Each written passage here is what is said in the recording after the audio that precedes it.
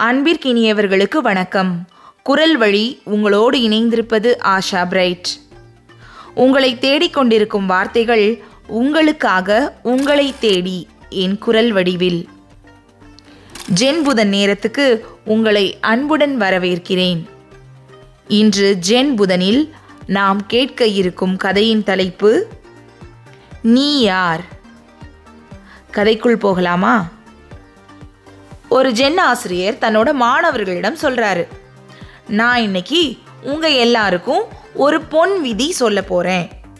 அது என்னன்னா, எண்ணங்களை தடை செய்யாதீர்கள், அது பாட்டுக்கு வந்துட்டு போகட்டும். இதை கேட்டதும் எல்லாரோட முகத்திலும் குழப்பம். இதை கவனிச்ச ஆசிரியர் ஒரு கதையோடு தன்னோட பாடத்தை தொடங்குறாரு. ஒரு கிராமத்துல கல் உடைக்கும் தொழிலாளி ஒருத்தன் இருக்கிறான்.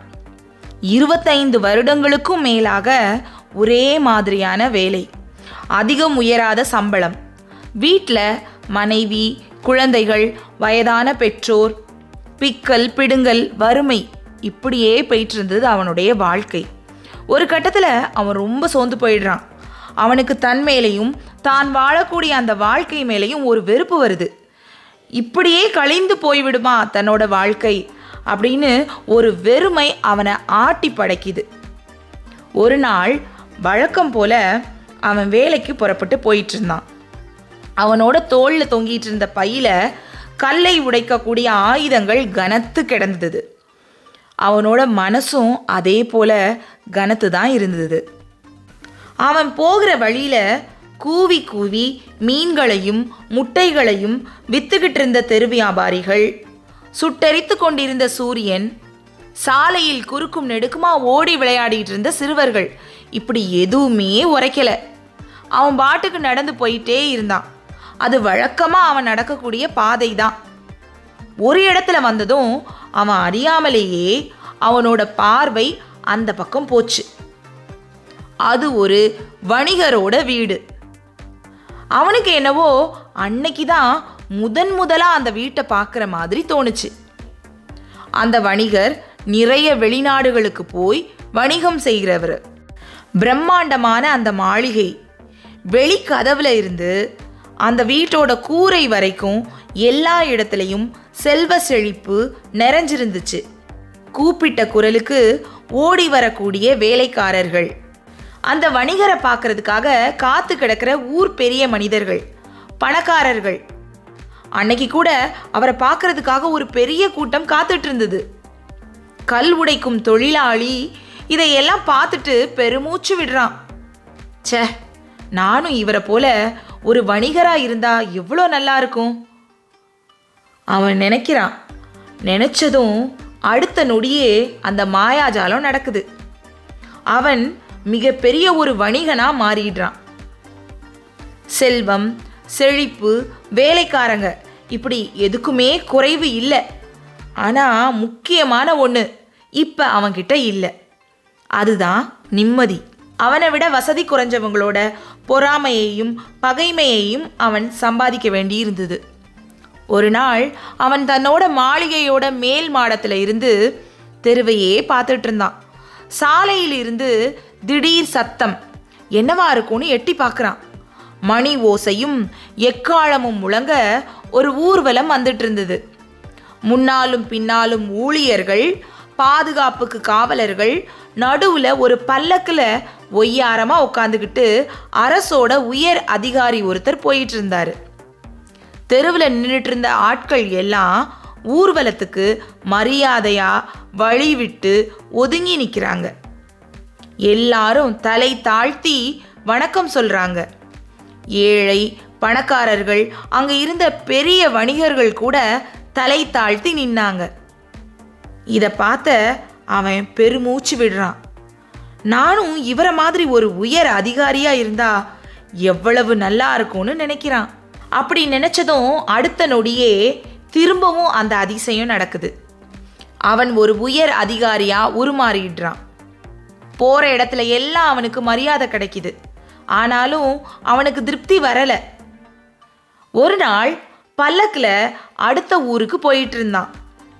அது ஒரு வெயில் காலம். அனல் சுட்டெரிக்குது. வெப்பம் தாங்க முடியாம தலையை வெளியே நீட்டி அண்ணாந்து பார்க்குறான். வானத்தில் இருந்த சூரியன் இவனை பார்த்து சிரிக்கிற மாதிரி அவனுக்கு தோணுச்சு. ச்சே, நான் மட்டும் சூரியனா இருந்தா எவ்வளவு நல்லா இருக்கும் அப்படின்னு நினைக்கிறான். அவ்வளவுதான், இந்த தடவையும் அந்த அதிசயம் நடக்குது. அவன் சூரியனா உருமாறிடுறான். சூரியனா மாறின பிறகு அவன் வானத்தில் சுதந்திரமா வலம் வந்துட்டு இருந்தான்.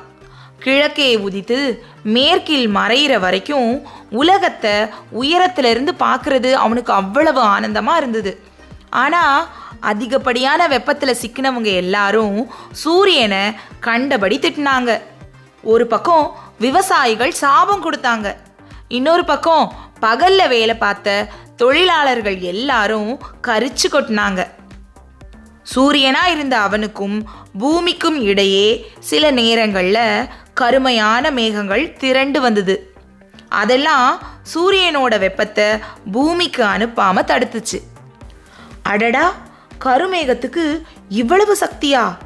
நானும் கருமேகமா உருமாறினா எவ்வளவு நல்லா இருக்கும் அப்படின்னு நினைக்கிறான் சூரியனா உருமாறி இருந்த கல் உடைக்கும் தொழிலாளி. இப்போ அவன் கருமேகமா மாறி இருந்தான். இஷ்டப்பட்டா மென்மையான மழையா பொழிவான். கொஞ்சம் கடுப்பு வந்துச்சுன்னா மழையை பொழிந்து தள்ளி கிராமங்களையும் வயல்வெளிகளையும் வெள்ளக்காடா மாற்றுவான். இவனை பார்த்து மனுஷங்க எல்லாரும் பயப்படுறது அவனுக்கு ரொம்ப பிடிச்சிருந்தது. ஆனாலும் இவனுக்குள் ஒரு உணர்வு, அவனை யாரோ பிடிச்சு தள்ளுற மாதிரி அடிக்கடி தோணும். அது யாருங்கிறதையும் அவன் தெரிஞ்சுக்கிறான். அது வேற யாரும் இல்லை, காற்று. ஓஹோ, இந்த காற்றுக்கு என்னையே பிடித்து தள்ளக்கூடிய அளவுக்கு சக்தி இருக்குதா? அப்படின்னா இப்போ நான் ஒரு காற்றா மாறினா எவ்வளவு நல்லா இருக்கும் அப்படின்னு நினைக்கிறான். நினைச்ச உடனே பழைய மாதிரியே உடனே காற்றா மாறி போனா அந்த கல் உடைக்கும் தொழிலாளி. காற்றாக இருந்த அவன் சில நேரம் தென்றலா வீசுவான், நினைத்தால் சூறாவளியாகவும் மாறுவான். அவனுக்கு என்னவோ சூறாவளியாக இருக்கிறது தான் ரொம்ப பிடிச்சிருந்தது.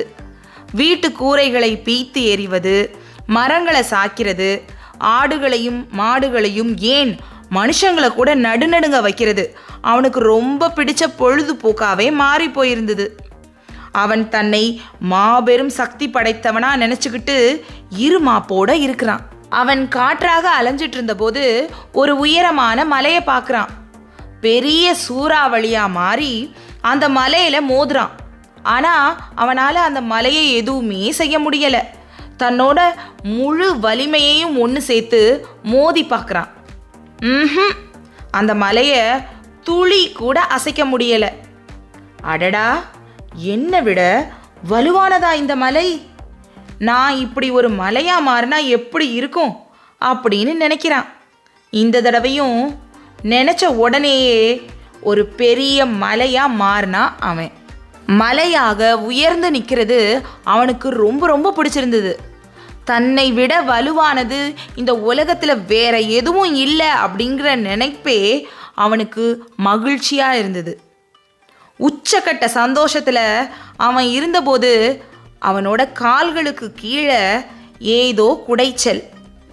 டொக் டொக் டொக்னு ஒரே சத்தம். அவனோட காலை யாரோ குத்தி கிழிக்கிறாங்க, துளையிடுறாங்க. இன்னும் கொஞ்ச நேரத்தில் அவனோட ஒரு விரலை வெட்டி எடுத்தாலும் எடுத்துடுவாங்கன்னு அவனுக்கு தோணுச்சு. அவன் பயத்தோடு யாருன்னு குனிஞ்சு பார்க்குறான்.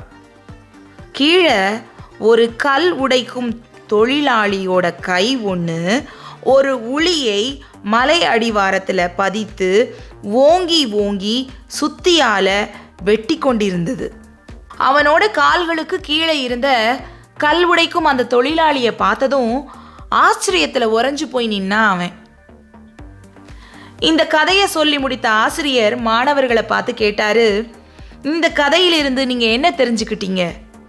உடனே ஒரு மாணவர் எழுந்து நின்று சொன்னாரு, நீ நீயாக இரு.